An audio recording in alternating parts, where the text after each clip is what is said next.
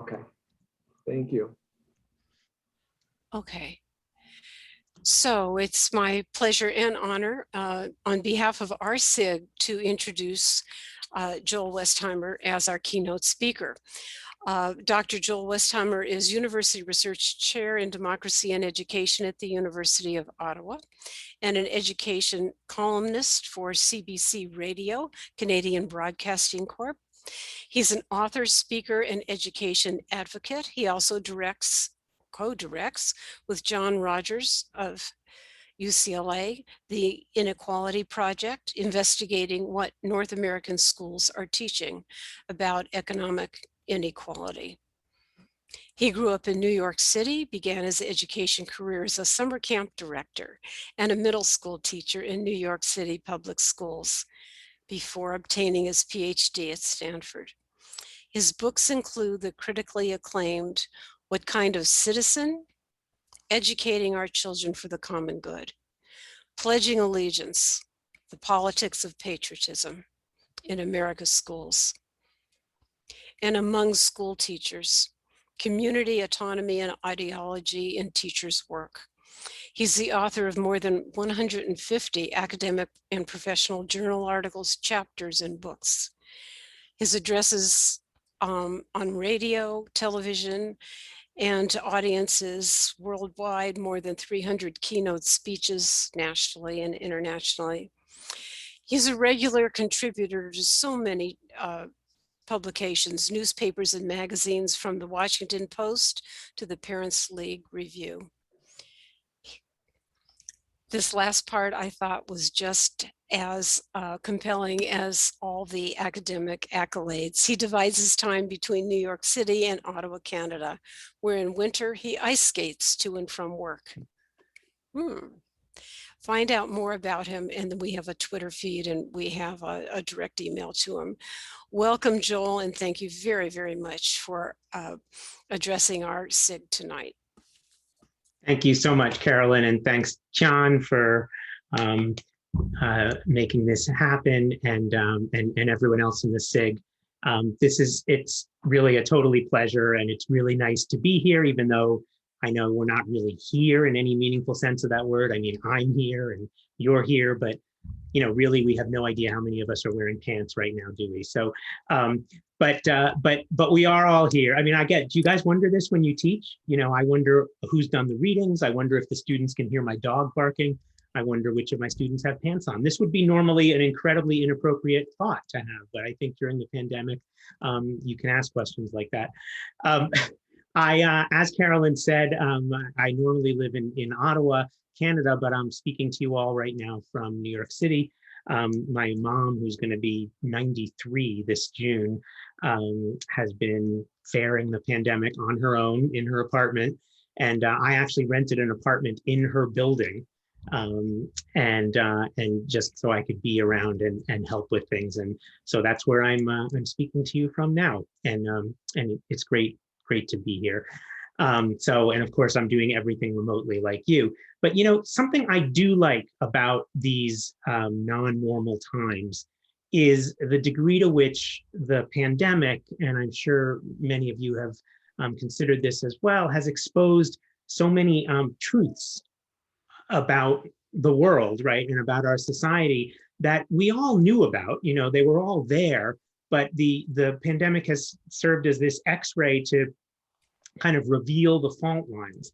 And before I get into the issue of democracy and democracy in education, I want to just talk about 3 revelations that the pandemic has made evident. And I use that word deliberately, revelations, because it's to reveal, right? We already knew the fact of these things, but they are revealed to everyone in a way that's difficult to ignore because it's very much in our face.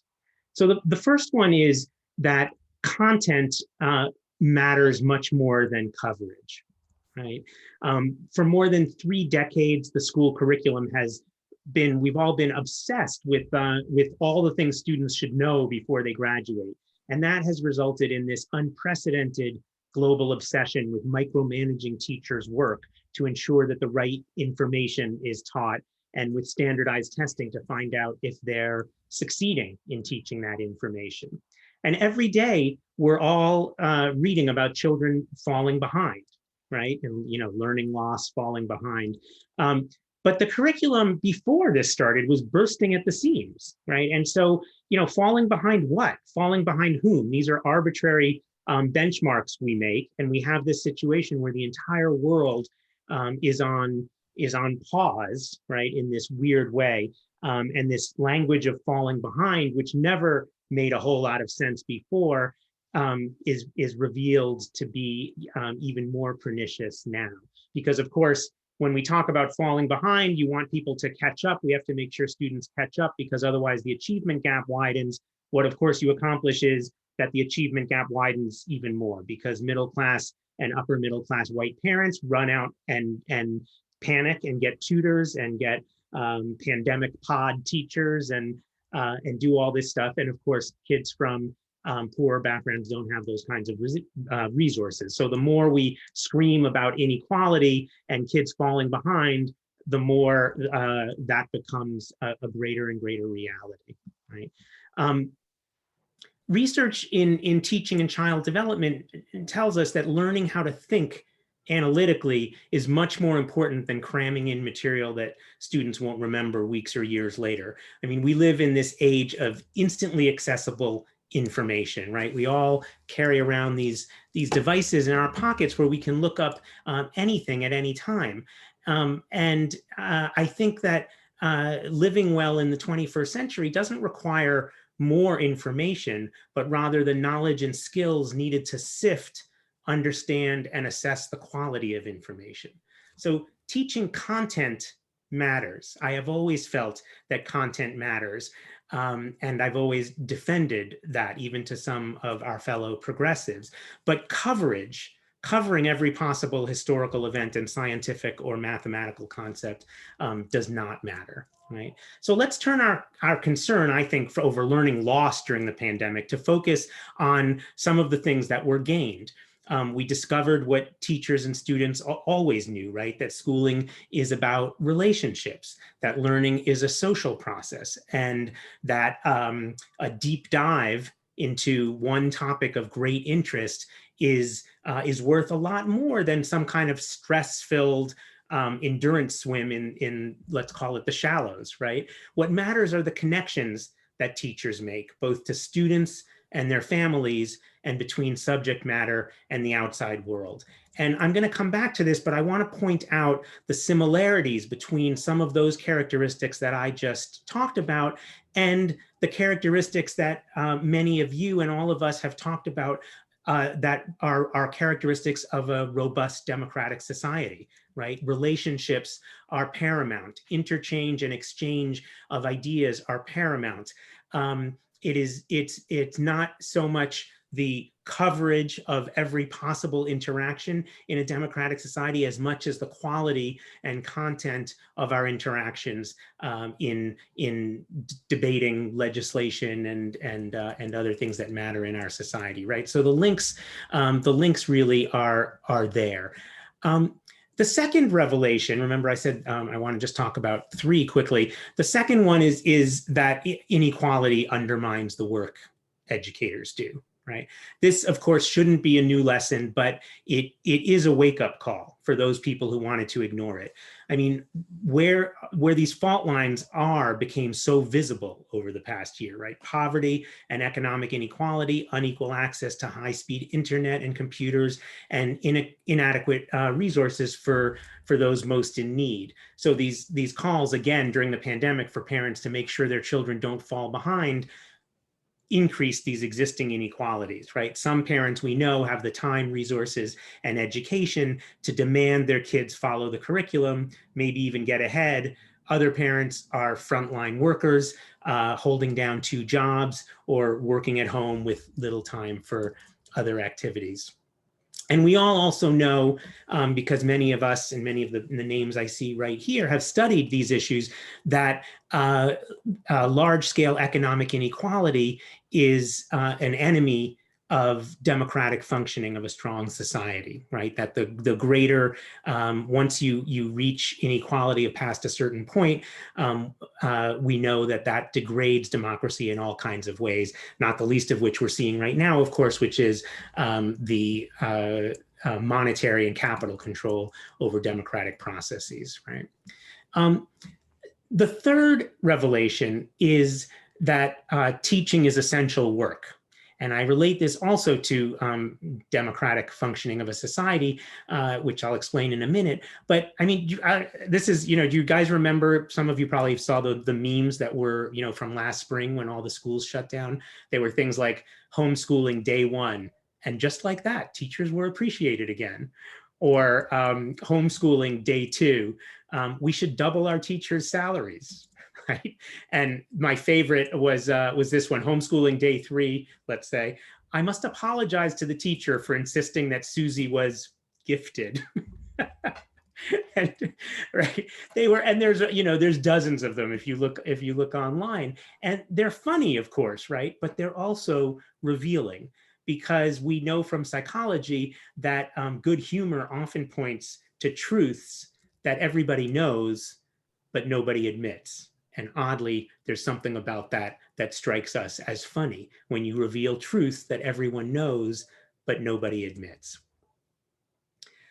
I hope that, of course, we learn a newfound respect and admiration for the difficult and vital work that teachers do, right? Maybe it'll be a little bit harder to claim teachers are lazy or have too much time off, or that class size doesn't matter. Do any of you teach an educational foundations course like School and Society or something like that? Yeah, bunch of nodding. So I teach that. I teach it to teacher education students. And, of course, like you, we talk about race and we talk about class and we talk about gender, the internet, labor battles, the testing madness, the drive for accountability and standards, increasing commercialism, and on, right?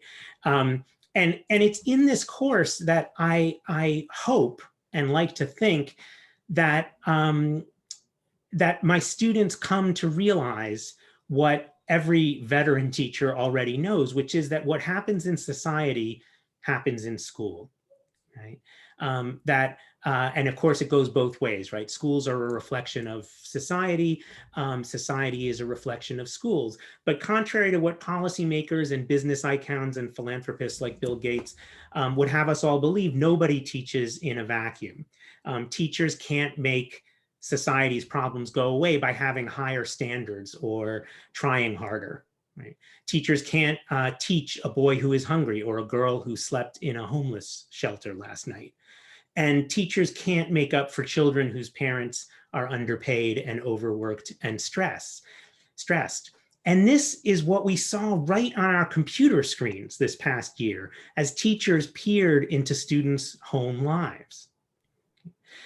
Which is what made it a revelation, right? Again, we always knew it was there, but it was unignorable, right? To parents, to teachers, and to everyone else. And I mean, we all know, right? Many times in teachers' careers, they'll be told to just stick to what they do best. Just teach. Don't worry about the politics or the things going on in the outside world. If you just have high expectations, your students will succeed regardless of what's going on out there in society, out here. Right? But society's problems, of course, are teachers' problems, and society's crises are educational crises.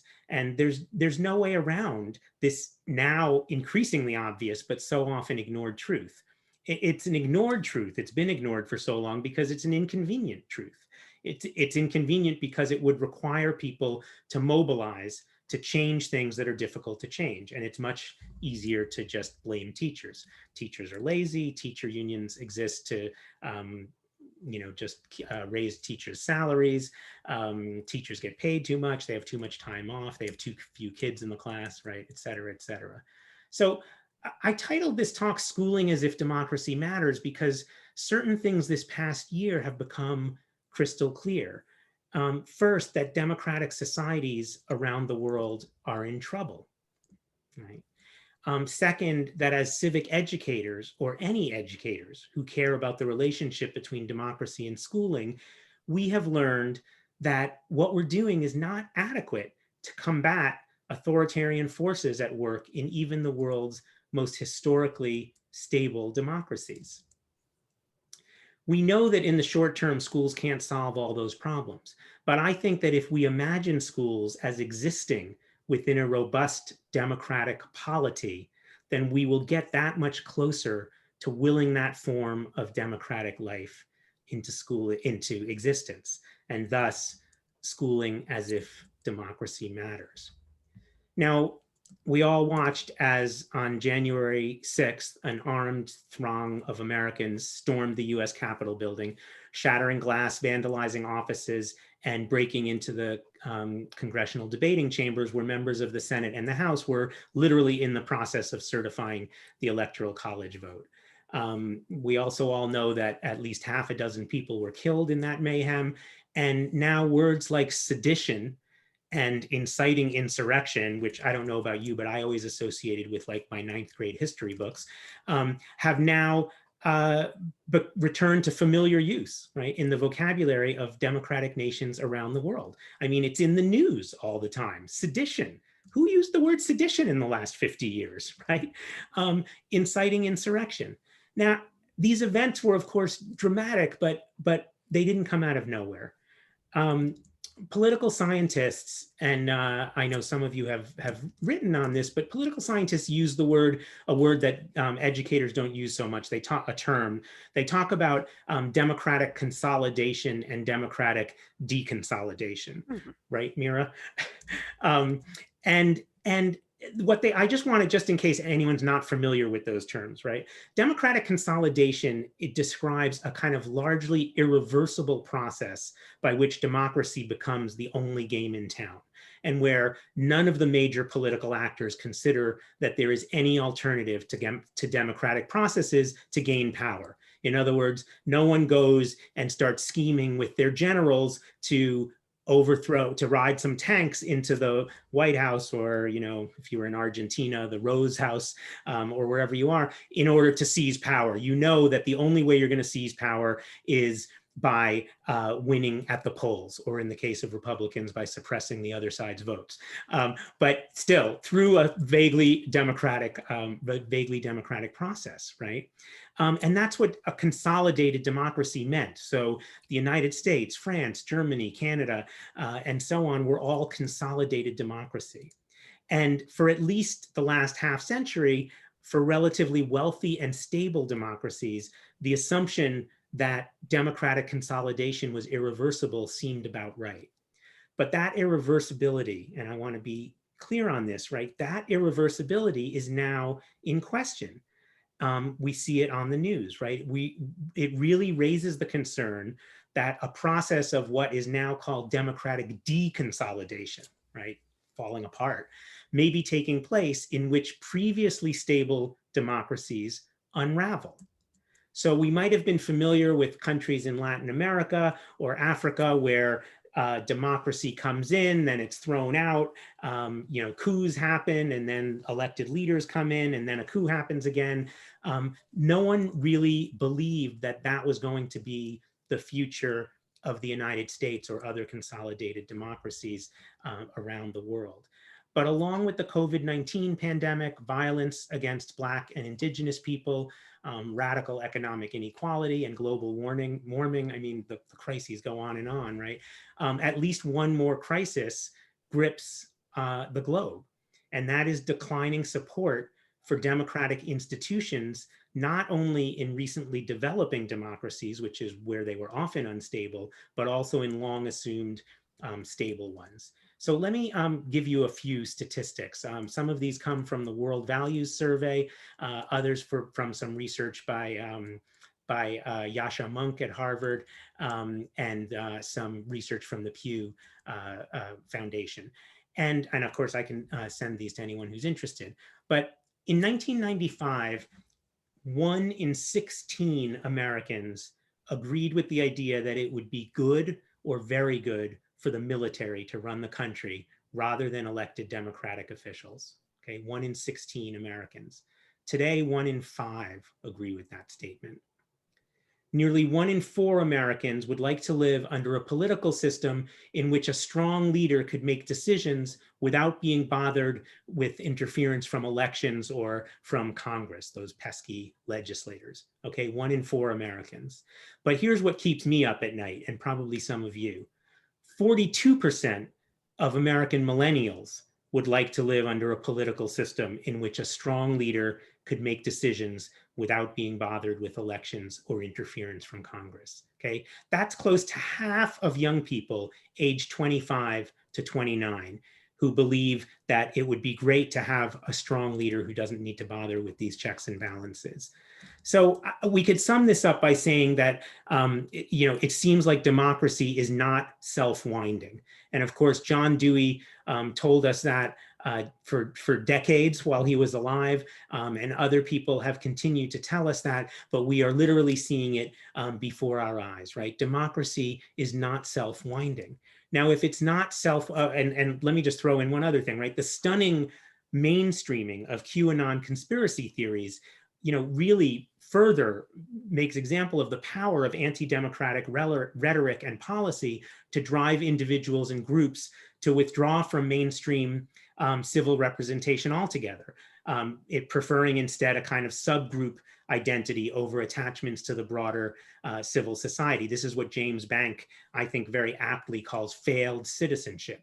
Failed citizenship is when groups of people fail to be inculcated into the broader civic republic and rather splinter into groups that identify with only with various ideological positions, in the case of QAnon, also with, of course, insanity.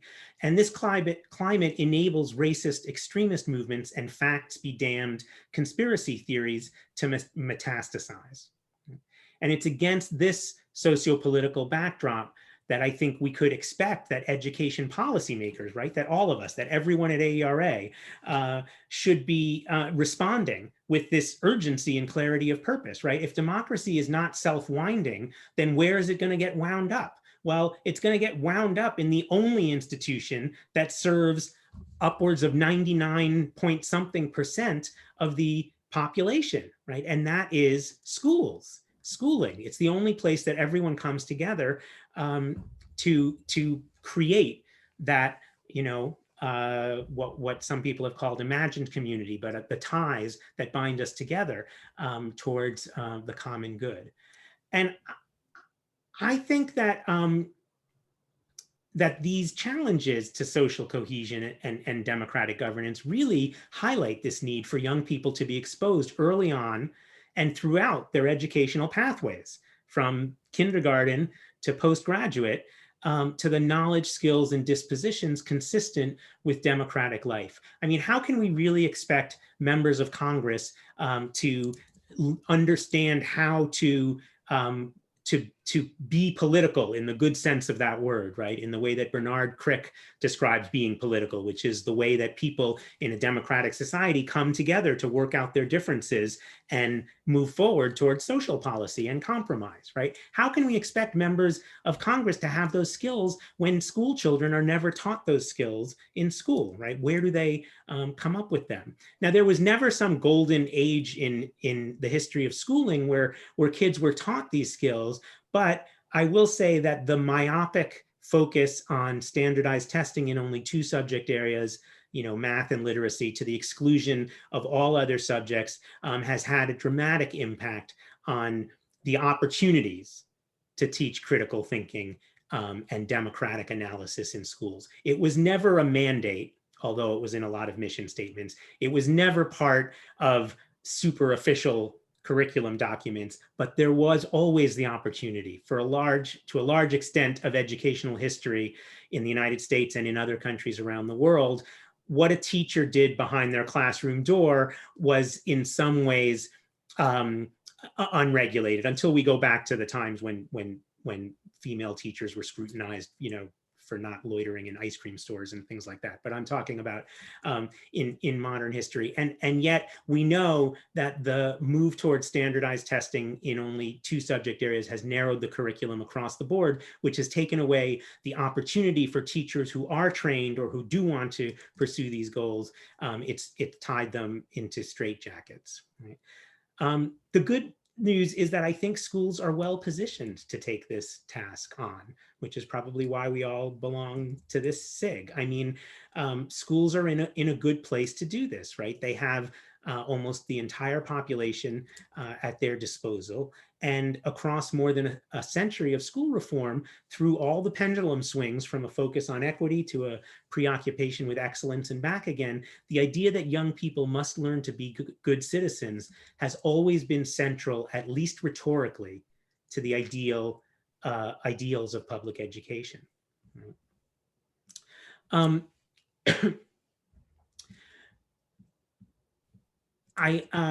of you may know Pasi Sahlberg. You read the Finnish lessons, and Pasi talks about he talks about the school reform movement that he calls GERM, which stands for Global Education Reform Movement. And he says it's like an epidemic. He says that spreads and infects education systems through a virus. It travels with pundits and media and politicians, and education systems borrow policies from others, and then they get infected. And as a consequence, schools get ill. These are Pasi's words. Teachers don't feel well, and kids learn less. Basically, when the testing tail wags the school reform dog, democracy and education for democracy loses. When policymakers focus obsessively on these learning metrics, teachers are forced to reduce their teaching to endless lists of facts and skills, unmoored from their social meaning. Like most educators, and probably like most of you, I do not have anything against facts. I think kids should learn facts, but democratic societies require more than citizens who are factful. They require citizens who can think and act in ethically and thoughtful ways. A well-functioning democracy needs schools that teach students to recognize ambiguity, for example, and conflict in factual content, right? To see human conditions and aspirations as complex and contested, and to embrace debate and deliberation as a cornerstone of democratic societies. I witnessed this firsthand, what it means to look at different views of history because I grew up and had my schooling in the United States, and my kids have grown up and had most of their schooling in Canada. So I don't know, how much did most of you learn about the War of 1812? I think I had like a half a sentence of it in my textbook. I mean, it was like, oh yeah, the War of 1812, on to the next thing, right? I remember the phrase, the War of 1812, but in Canada, my kids spent like 4 months on the War of 1812, right? Canadians and Americans cannot even agree on who won the War of 1812, much less on what happened and everything else, right? And of course, this is the beauty and the fascinating wonderfulness of history, right? It's about conflicting narratives. It's about the stories that we tell and how they conflict with stories that others tell. What we learn from the conflict, not from the facts of the events themselves, although we can know some facts for sure, but we also want to know other people's facts, right? The best lessons we can do is in comparing those narratives, in comparing those visions of facts. So now I've learned more about the Canadian view on the War of 1812 than I ever imagined I would know. But it's made it interesting, right? And it's taught me a little about how nation states construct narratives about their historical events. So how do we do this? Right, and this is where I want to say, and I'm coming to the end here, that I'm an optimist by nature, but I really think there's something to be optimistic about. This is an opportunity. It's an opportunity of our educational lifetimes and our lifetimes as professionals, because everything that right before the pandemic was impossible is now suddenly possible. This goes like, let's just look at, Bernie Sanders. Remember in the presidential campaign, Bernie Sanders was saying we should have single payer healthcare. It's absolutely crazy that we're the only industrialized country that doesn't have healthcare. People said, Democrats and Republicans alike said, well, that's impossible. I mean, it would cost $1 trillion, right? The US is now spending $3 trillion. Okay? Everything that was impossible before is now possible. Right before, people said, well, it's impossible to, no one can cancel all those standardized tests. How would we know what teachers are teaching?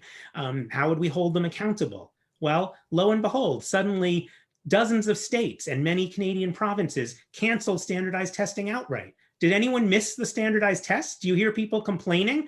Oh my God, we didn't have standardized tests this year. The entire school system is falling apart because of that, right? No, no one cares. And most people don't want them back, right? Now, there will be forces, of course, struggling to put them right back to where they were. But there's also this window of opportunity that I think is really important, where we can broaden the curriculum, where we can expand the opportunities. We can scale back standardized testing, broaden the curriculum, expand opportunities for experience-based approaches linked to community work, right? The kind that many of you, people like Myra writes about a lot, and Tim and so on. And so many people have done such great work in this area, right? It's not that we don't know what works. We do know a lot about what works, but we've been restricted from pursuing those kinds of pedagogy and those kind of approaches to learning and meaning making in our classrooms. I don't mean that all pedagogy has to be democratic by nature. I'm just going to throw this out here as a little throwaway line because I could do another whole keynote on this, but I'm not in favor of democratic dogma that says the only way to teach democratic habits of mind is to make the school itself a democracy. I think, of course, I agree with Dewey and many of the turn of the century progressives that says students should be exposed to opportunities for democratic deliberation. But I don't think that that's the only way we learn to understand how political engagement and political action works. Many of us were politicized listening to a lecture in college, right, from some charismatic professor where we had no democratic engagement at all, but we were blown away by stuff the professor was saying, and it caused us to learn more about how to get engaged ourselves. So I don't think that there's any one-size-fits-all solution pedagogically to the kind of democratic education that many of us want. But I do think that we need to broaden the possibilities for including a variety of pedagogies and approaches to meaning making than we have now. I mentioned John Dewey, so let me close with a quote of his that maybe some of you have heard. He said that democracy must be born anew every generation, and education is its midwife. Right? If democracy is not self-winding, then we need to birth it anew every generation. And education is the means by which we do that, which is why I think at this critical moment, our work is very important. Not as important as the teachers who are in the classroom, but to the extent that we can facilitate their work and create the conditions for teachers to do this work, our work is as important as well. We're all going to be glad when the COVID pandemic is brought under control. I got my second vaccine yesterday. I was so wiped out this morning, I wasn't sure I would be able to do this talk, but I'm back. But there is another virus, I think, that threatens us, that's fed by a toxic combination of disinformation and conspiracy theories. Luckily, this time the vaccine is already available. And I think that that vaccine is education of the kind that everyone in this SIG and all of you in this room and maybe watching this on YouTube later, the kind of education that you advocate. Public schools need to be allowed and encouraged to reclaim their democratic mission, because I don't think that, and I think it's obvious to all of us, that we can no longer take democracy for granted. Thank you. Thank you, Joel. Thank you for an inspiring talk. At this point, I think we can have an opportunity to engage with Joel and each other. So I'm going to just let the floor open up to conversation.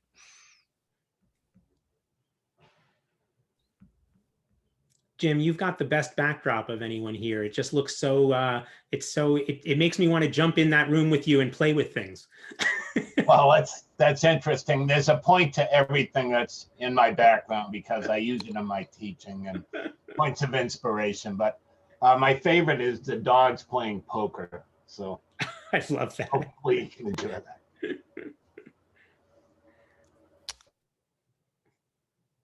So part of what comes to mind, Joel, as I very quickly reflect back, is that do you ever have a sense that there's a fear of what kind of citizen we might create if we actually let teachers create them? And I'm going to take back the words create them. So delete that. If we actually let teachers engage students with what might happen, what could be, and then if we gave that, if we provided that backdrop for teachers, is there a fear that that could be a runaway to something unacceptable? I love that question, and I'll tell you why.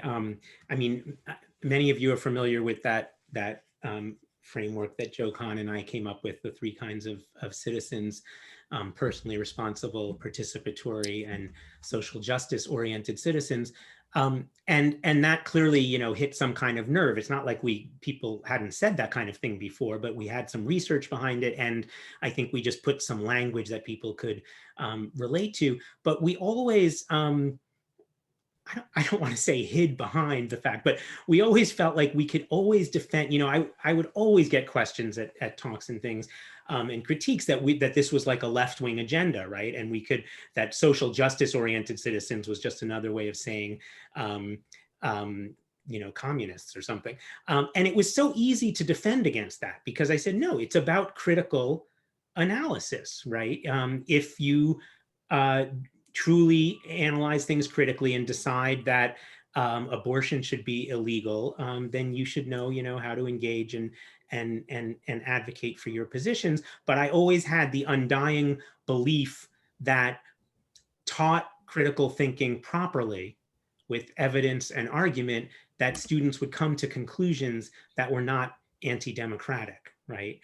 Or anti the common good, and also not just, inhumane. Right? That is clearly just no longer the case, right? We have, partly because of social media and partly for other reasons, we have this situation that none of us saw coming, which is that the very idea of truth itself is not called into question because in the way that we used to, right? That like, of course, some truth is different from depending on the perspective you come from, or, like Anais Nin said, we don't see things as they are, we see them as we are. Like, we all love that kind of stuff, but the right has hijacked that and co-opted it to mean that there's no facts at all, right? There is no truth. The election was stolen. I don't care what evidence you show me that it wasn't. It was stolen. Well, you have your truth and I have mine, right? What was it that that lunatic press secretary said? The right. Well, we have alternative facts. So in that situation, I feel like we need to come together to ask ourselves these questions: is how do you construct a theory of citizenship education when so much about that we had taken for granted is thrown up for grabs? And like you're saying, Carolyn, we can no longer not only guarantee, we can't even assume that given the tools of critical thinking and the language of don't believe everything you read, or think for yourself, or any of those things, that those won't be taken in an effort and used and co-opted in an effort to deny reality, to create an alternative reality, and for extremely nefarious and dangerous ends. And that's what's happening right now. And so in short, I'm just rephrasing what you said, Carolyn. I don't have an answer to this, but I think it's something that we all need to be working on. Yeah, Jim, you thought? Thanks. I did want to ask you, in your presentation, you mentioned the millennial voters and 47% being for autocracy. What's deeply concerning to me about that is that's the age where they're beginning to become parents, and they're beginning to have children who will be going through the school system. Can you speak to that at all? Because I'm wondering if that group of parents will have children at a younger age as opposed to the 53%. That I haven't looked at anything about that. Could you speak to that at all? Yeah. So first of all, I'm very pleased, obviously, like all of us, that Trump wasn't reelected. But there's a reason, an educational reason, that I think it was very important that he didn't get another 4 years. 8 years under a Trump presidency means that most of those people that we're talking about at the end of it, young people who grow up under that kind of just disgusting public exchange, won't know anything else, right? That will be the only form of so-called democracy that they knew. I mean, you think about 8 years, that's a long time in the life of a 23-year-old.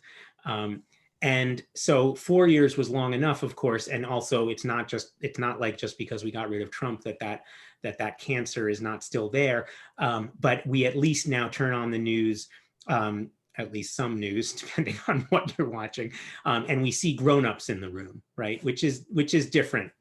Even if you don't agree with the current administration from left or from right, you see grown-ups in the room. And so I hope that there's the opportunity to salvage a political culture.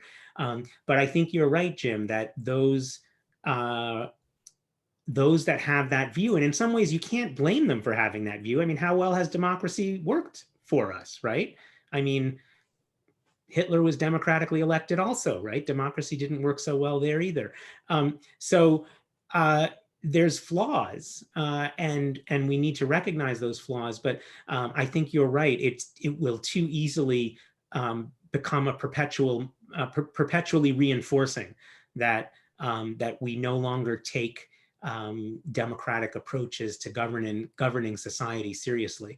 But what I do think is that if we focus on, the question that I think that all schooling should be concerned with is this question that I love. There's this literary theorist, Amanda Anderson, and she said that what literary theory should be concerned with is asking the question of the texts, of literary texts, how should we live? And I love that as a guiding question for education, right? If students everywhere were asked, how should we live? That's a beautifully radical question because implicit in the question, and it has nothing to do with ideology, right? There's students who say, well, we should live by, banning immigrants. But what it is, it's a very radical question because it implies that we have a choice, and that the choices we make have consequences for the way that we're going to live, that not everything is just the air we breathe.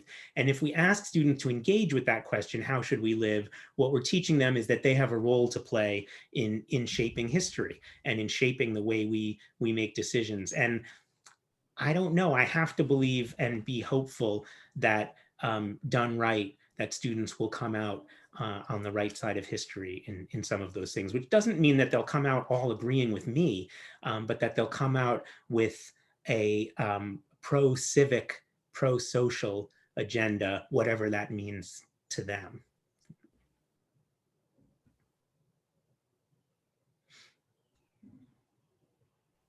Let's all give a hand to Anna, because this is incredible, the work she's doing signing here.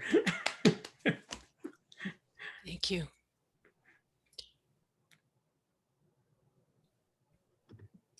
I wonder if I could ask a question of Joel. I'm not entirely sure how this is going to come out, but this is something I've been thinking about a lot, and I'm wondering what you think about this. I hear on the right a lot about how college professors and also liberals in general are elitist. And I wonder what your thoughts on what that means. coming from these kinds of folks. Is there an elitism to education? Is there an sort of an elitism to believing that you have more facts, let's say, than somebody else? Is there an element of good sense for people to say, we're all equal and everybody's knowledge is equal? Is there a contradiction there? And how do you deal with that, in terms of especially the social justice framework of democratic education? How does somebody who's interested in social justice education be both anti-elitist, but also interested in democracy and knowledge and facts? I think what gave so much teeth to the idea that professors are elitist was if we're talking about the US right now, but this could be extended to Brazil, to France, to the Netherlands, where all of these near brushes with authoritarian regimes. It really comes from its roots are in economic inequality, right? With globalization and neoliberalization has resulted in massive numbers of people feeling completely disempowered about their lives, right? They don't have the luxury to ask the question, how should we live? Because they can't live at all. They're holding down 3 jobs and the system is stacked against them. So when someone like either Bernie Sanders or Trump comes along and says the system is rigged, which is of course true, then they can really get on board with that, and they're left vulnerable to, okay, not only am I going to say the system is rigged, but here's what you should do about it, or here's what that means. So I think, sure, education could always be linked to elitism and talking down to people, for sure, but I don't think that phenomenon would have the same teeth and ability to create damaging waves through our democracy as it if there were more attention by the Democrats and by everyone to the issues of inequality, right? I mean, I don't know. Did any of you see that movie Inside Job? It was about the 2000 the collapse, the financial collapse, and it opens up in Iceland. And it takes you through the story of the whole Icelandic collapse, and then to Germany and the United States, and it just shows the whole thing. But and it's sort of an incredible movie, and you're going along, but the very end was so unbelievably depressing. If you haven't seen it, just watch it through to the end, because at the end you see Obama is elected. Right. And there's all this hope. I mean, his rhetoric and his, fantastic speeches and it seems so uplifting. And then he reappoints every single person who was responsible for the financial downfall, Larry Summers and right, reappoints all of those people to the top financial positions in the US government, Secretary of the Treasury, et cetera, et cetera. And this is where right, we really missed the boat. Like this is why people feel alienated, because they think they don't have any control over these banking systems and these economic forces that are shaping their lives. And they're right, they don't have any control. So that was I know that was an extremely lofty or long-winded answer to your comment, Matt, or question, but I think that we don't need to give in to the idea that education is elitist. Right? Of course, educated people can act in an elitist way, but education itself should not be elitist. I'm not sure that every single person has to go to university. We need to respect the trait, right? Our problem in our society is not that everyone doesn't have a university education. It's that jobs that don't require a university education do not pay a living wage and are not respected, right? That's the problem. There's nothing wrong with someone wanting to be a plumber or a car mechanic. It's just that, well, those are funny examples, because of course a plumber makes more than all of us, but you know what I mean. People need to, these jobs need to be respected. But so I don't think there's anything intrinsically elitist about education, but I think that we make ourselves vulnerable to charges of elitism by creating these economic conditions where people will follow just about anyone who says that the system is rigged. I also don't buy, by the way, people say, oh my God, like there's, way more liberals than conservatives in universities. And I've seen things that say that that's true or that it's not true. I don't give a damn if that's true. I mean, what's the political makeup of bank board members? Is that equal? Should we make sure that that's equal? I mean, there's a reason people go into education because they care about these things. And some other people don't. And so sure, we're going to end up with more people who have a sort of fundamental belief in liberal democracy than we do in the boardrooms of banks. I mean, that's part of the thing. So I can't stand when people say, oh my God, we're indoctrinating. It's one position. I mean, the entire rest of society is indoctrinating in the other direction. So, all the power to us if we can get one other perspective in before they graduate from their senior year in college. Joe, I have a question. Yeah, Tian. Hi. So do you support a national curriculum in civic education? I went to a session last week. I think it's Daniel Allen at Harvard, and they were talking about it, and they did a survey. Amazingly, the majority of attendants at that meeting supported a national curriculum in civic education, which supposedly supports democracy. I thought that's very undemocratic idea itself. I'm very critical of a national curriculum in anything.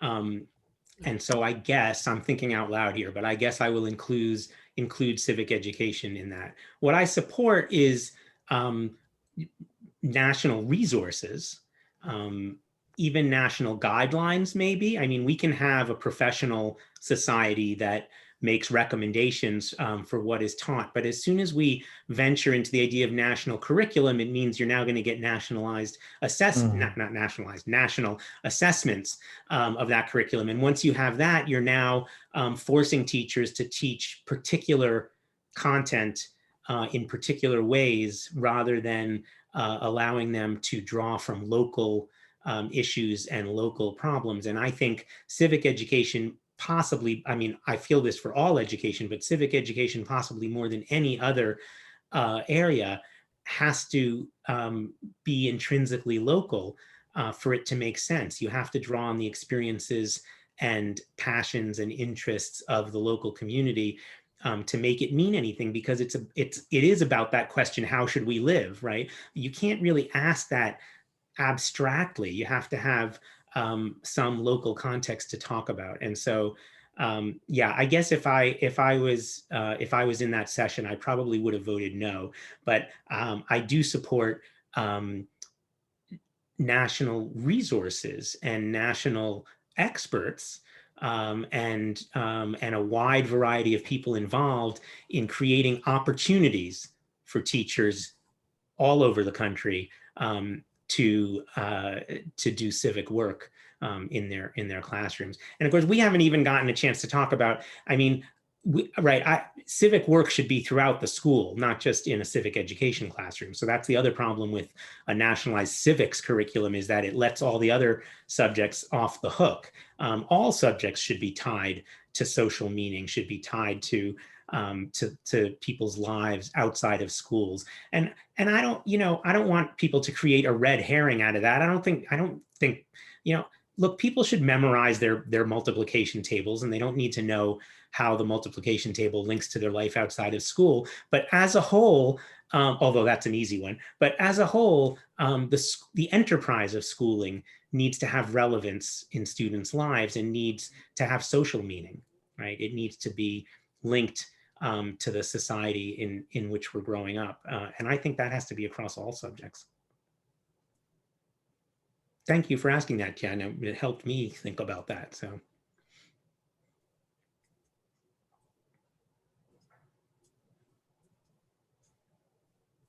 Oh, aren't we all just much more comfortable on Zoom? What a fiasco that platform was.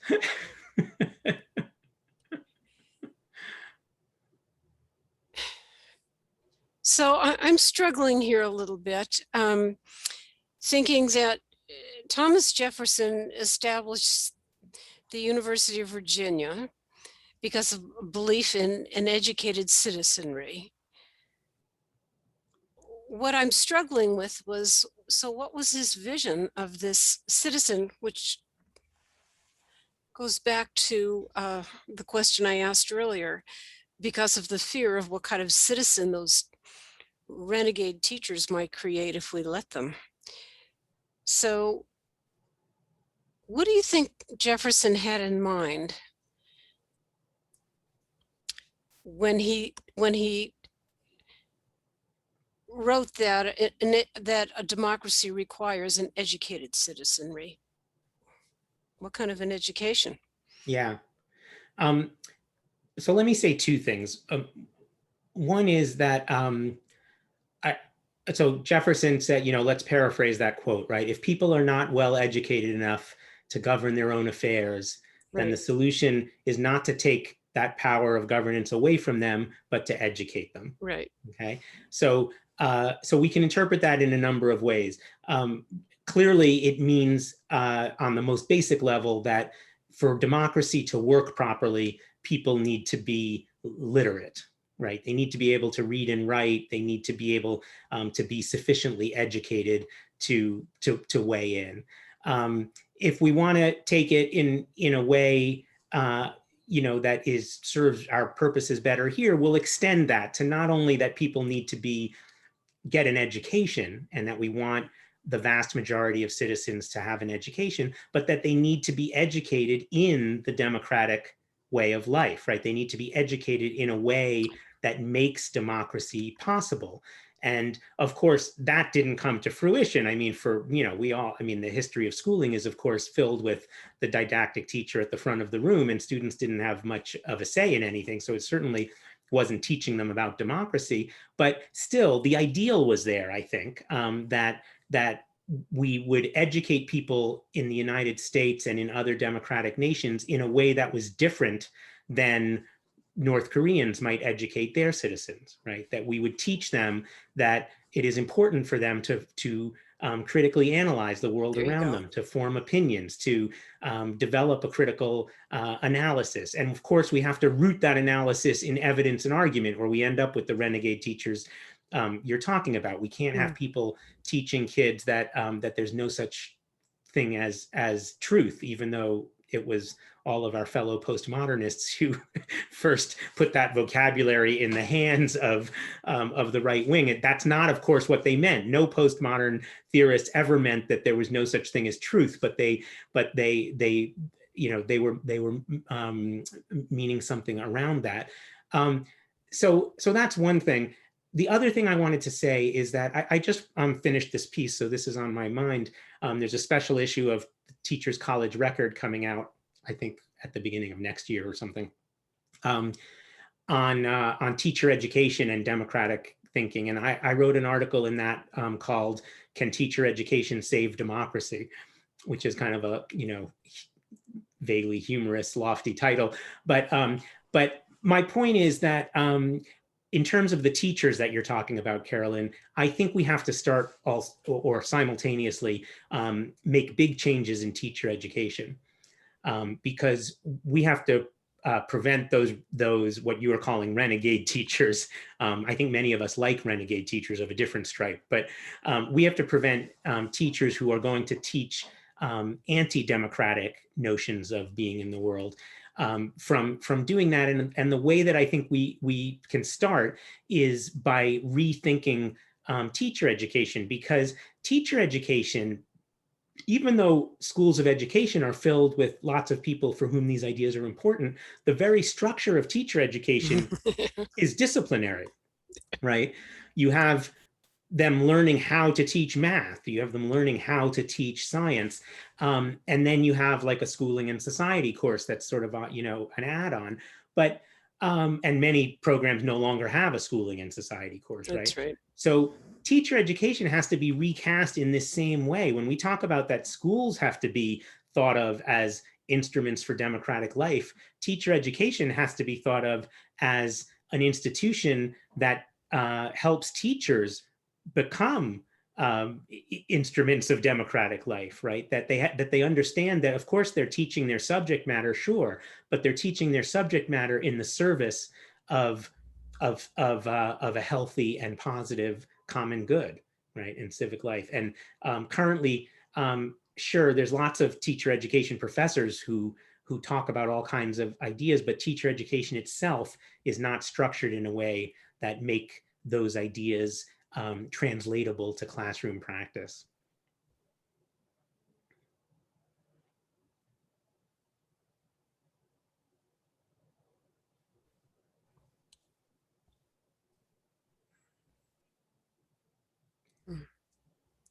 Before we end, I'm curious just what, whether, I mean, I love that the set of questions we're bringing up. I mean, does anyone else have ideas on how you pursue this idea of critical thinking without it meaning you don't need to accept any truth? Because the words critical thinking, I mean, so much of what progressives put forward end up being co-opted in some weird way, right? But in fact, pro-life was a progressive term when it started. So this happens all the time, but I've never seen it happen into something that is so at the heart of everything we all believe, right? We all could really pin ourselves on the critical thinking, like, it's like, Jim Lowen's, lies my teacher told me, right? Like, we want students to think critically about what people are telling them. I mean, there's that funny expression, everyone likes to teach critical thinking, but no one wants a classroom full of critical thinkers, right? Because you don't want them questioning what you say. But critical thinking has now been co-opted to mean there's no such thing as fact. There's no such thing as truth. And I don't know, does anyone have any ideas on how to prevent that from happening?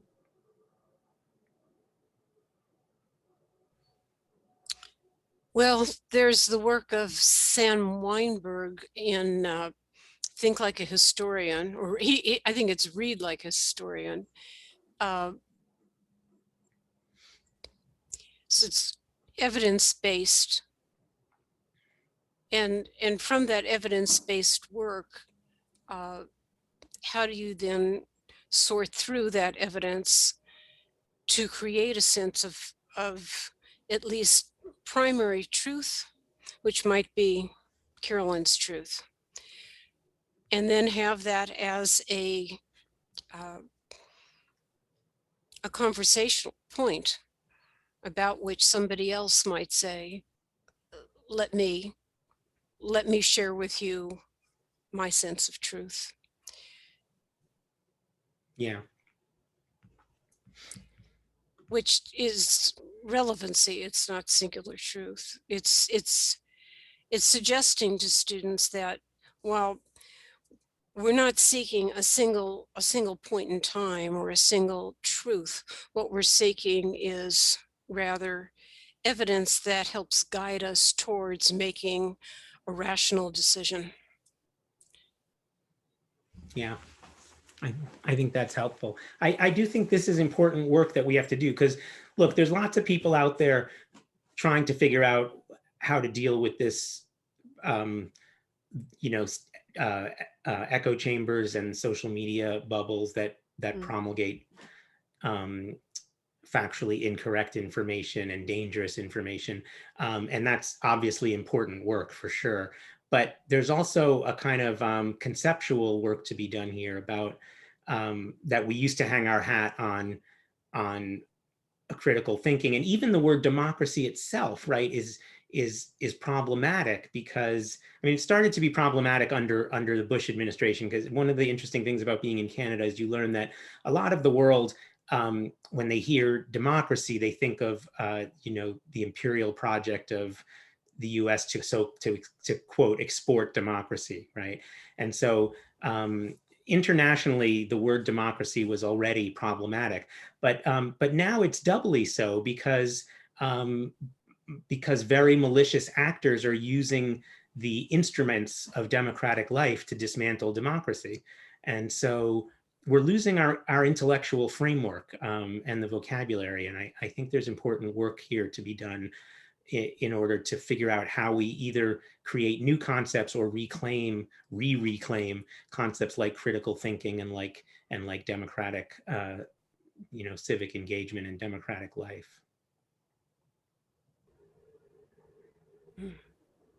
I would throw out there, hi folks, I'm new here. I'm Julia Dungeon. I'm an assistant professor at the University of Washington. But I'm thinking too about how much the assault on democracy and the assault on truth is linked to power structures around white supremacy, around the patriarchy. And so thinking too about how kind of reclaiming those concepts for the classroom and advancing citizenship education also needs to be directly tied to an anti-racist agenda, directly tied to trying to dismantle the underpinnings of these movements, because really that they're about, I read an article a couple of days ago about a research that found that the Capitol rioters mostly were coming from towns that are changing from white to more immigrants or more people of color. So I guess, yeah, for me, I just think about these intersections between what do we want from democratic citizenship and this sort of education, and then these other, what is leading these movements against those things. And it's not, Yeah. I think that we need to talk about those pieces too. Yeah, thanks for bringing that up, Julia. I think, are you out there with Walter Parker? And he retired though, right? I didn't know that. Yeah. That is a just critically important thing, and we should always be raising it. But I'm just going to be provocative for a second, which is that many of us have seen in teacher education programs those issues be brought up in all kinds of ways, and I'm wondering about how many of us have felt that it was likely successful at opening up students' minds who didn't know this stuff before. And in some cases, I think it probably has, but I've seen in a lot of cases it shutting down the questions and experiences. So what I'm saying is that I completely agree with you of course, and this is one of the most essential issues to talk about now, but pedagogically, I'm not 100% sure about how to go about it, even though we've have all these strategies for anti-racist education. A lot of it seems to speak to the converted and challenge the unconverted in a way that is not likely to convert them. So it's just difficult, I think. I would, I don't have the title in front of me, but I would put in a plug for a paper that we're presenting on Sunday, a co-author and I, where we're looking at pedagogies that can do that, right? That can move past the barrier, right? And we frame it in terms of thinking about, often when we talk about anti-racism or even justice-oriented approaches to democracy, we often fall back on a banking model, right? Like, here, this is what you need to know and what you need to do. And how do we instead, what kind of pedagogies get students to come to these realizations? And so in particular, this is just a slice looking at digital video inquiry as a process, right? And what happens in that process that allows students in really privileged settings to come to their own realizations around racism and inequality and power. I want to just mention that because it would be great if some of you came to this session and so that we could continue this discussion. But on Monday at 9:30 in the morning, there's a session called Democracy Needs Democrats. What can schools and teachers do to provide good civic education? And I'm the discussant, but there's some great people presenting, Paula McAvoy and Joe Kahn and a bunch of others. And that might be a really nice place. I'm wondering how they'll grapple with some of this. I'm reading those papers. So it could be an interesting place. It's, I don't know how to reference any session, but it's at 9:30 on Monday. And it's called Democracy Needs Democrats. Oh, is it sponsored by this SIG? It is, yeah. Oh, brilliant. I just noticed that. Terrific. So then you all know about it.